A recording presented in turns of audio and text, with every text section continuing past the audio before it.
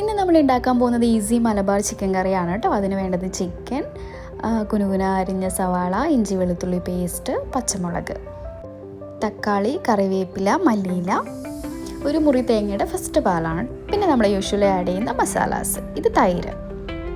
നമുക്ക് മെയിനായിട്ട് വേണ്ടത് കുരുമുളക് പൊടിയാണ്. 3 ടീസ്പൂൺ കുരുമുളക് പൊടി എടുക്കുക, 1 ടീസ്പൂൺ മഞ്ഞൾപ്പൊടി, പിന്നെ 1 ടീസ്പൂൺ മല്ലിപ്പൊടി, അതേപോലെ തന്നെ 1 ടീസ്പൂൺ മുളക് പൊടി. ഗരം മസാല വീട്ടിൽ നിന്ന് പൊടിച്ചതാണ് കേട്ടോ.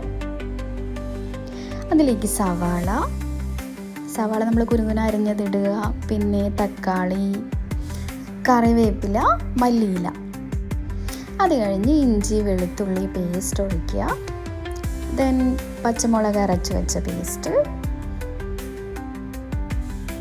ഒരു 2 ടീസ്പൂൺ ഉപ്പ്, ഞാൻ പിങ്ക് സോൾട്ടാണ് യൂസ് ചെയ്യാറ് കേട്ടോ. ദെൻ തൈര്, ഒരു 2 ടീസ്പൂൺ തൈര്, കുറച്ച് വെളിച്ചെണ്ണ കൂടി ഒഴിച്ചു കൊടുക്കുക കേട്ടോ.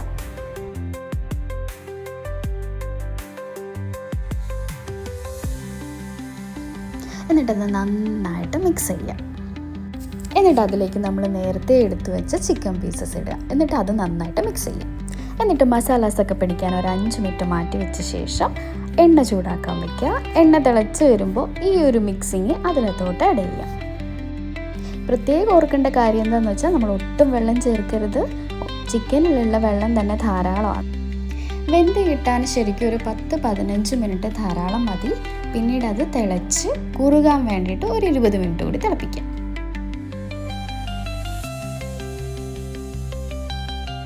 നമ്മുടെ ചിക്കൻ കറി ഈ പാകമായിട്ടുണ്ട് കേട്ടോ.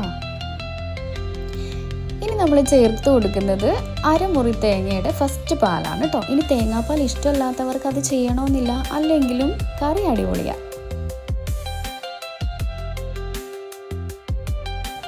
ഇനി നമ്മുടെ ലാസ്റ്റ് പ്രൊസീജിയർ എന്ന് പറയുന്നത് നമ്മുടെ പെപ്പർ പൗഡർ കറിയുടെ മുകളിലൂടെ ഒന്ന് ഇട്ട് കൊടുക്കുക. then അരിഞ്ഞു വെച്ച പച്ചമുളക് ഇട്ട് കൊടുക്കുക. നമ്മുടെ മലബാർ ചിക്കൻ കറി റെഡി ആയിട്ടുണ്ട് കേട്ടോ. അടുത്ത വീഡിയോ കാണുന്നത് വരെ ബൈ.